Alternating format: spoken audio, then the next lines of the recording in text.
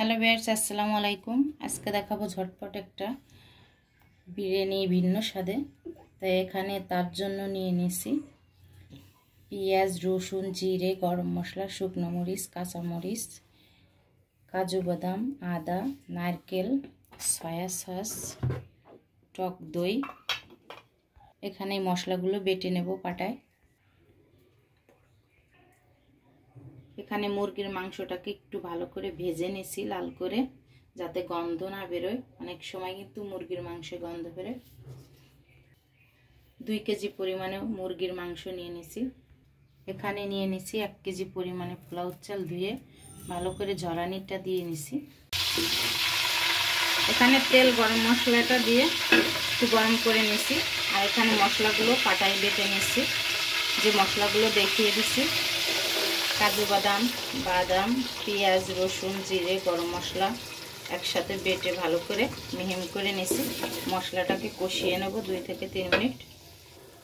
এর ভিতরে হালকা পরিমাণে দিয়ে দিলাম একটু টক দই, দিয়ে দিলাম একটু সয়া সস। মশলাটাকে ভালো করে কষিয়ে নিয়েছি।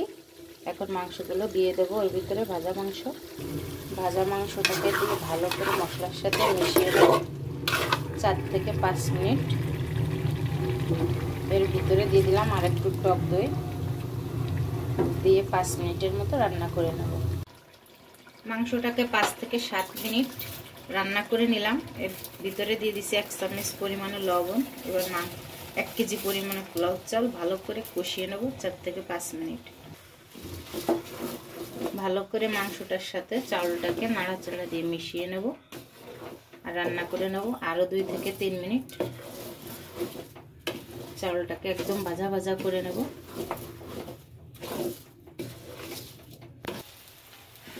এখানে 5 মিনিটের মতো ভালো করে ভেজে নিয়েছি। এখন এর ভিতরে পানি দিয়ে দেব। মাংসটাকে দিয়ে ভালো করে কষিয়ে নিয়েছি। এখন এর ভিতরে দিয়ে দেব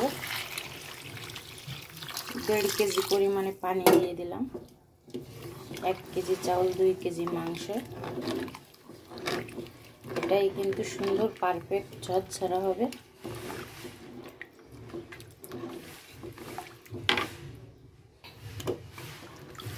কারণ অতিরিক্ত পানি দেওয়া যাবে না। পানি দিলে কিন্তু ঘরে থাকা কয়েকটা উপকরণ দিয়ে মশলা ছাড়াই বিরিয়ানিটা তৈরি করে নিচ্ছি। চাইলে আপনি টক দই না দিয়েও দুধটা ব্যবহার করতে পারেন। এখন আমি ঢেকে দেবো 10 থেকে 15 মিনিটের জন্য। মরিচগুলো উঠায় রাখছিলাম, এখন দিয়ে দিলাম।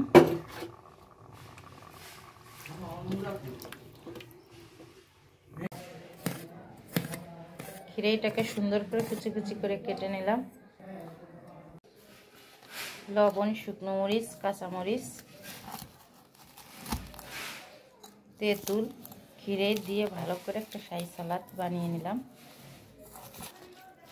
ভালো করে মরিচ পেস্টটা দিয়ে কচলিয়ে মাখিয়ে নিলাম 2 থেকে 3 মিনিট। এরপরে খিরাইগুলো দিয়ে সব একসাথে মিশিয়ে নেব আস্তে আস্তে।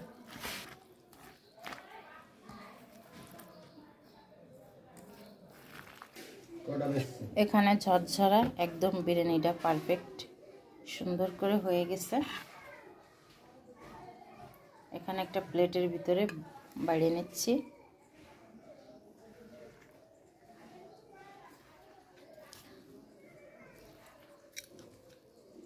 প্রচুর গরম আছে। বিরিয়ানিটা একদম রেডি। পাশে শাহী সালাদটা দিয়ে দিলাম ঘরে বানানো পদ্ধতিতে।